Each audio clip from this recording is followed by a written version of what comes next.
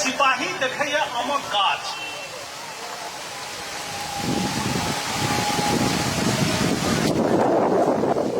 आवाज हमर आबि रहल है ठीक ठाक?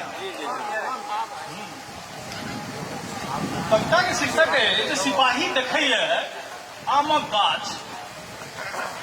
सिपाही जखन देखैया आमक गाछ तऽ केहन असर लगैया? आमक गाछ पर मधुमाछी के डेरा नहीं, जे सिपाही के हो मौत उतारवा के लोभ। आमक गाछ पर आम नहीं फड़ल, जे रैयत से मंगनी करवा के वा दफाइन लेवा के बनवे के हो योजना।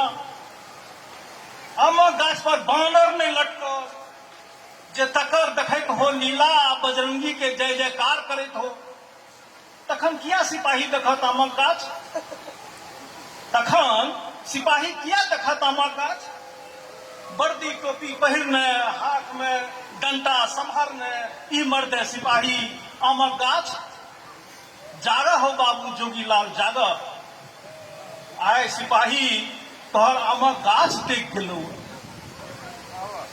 धन्यवाद।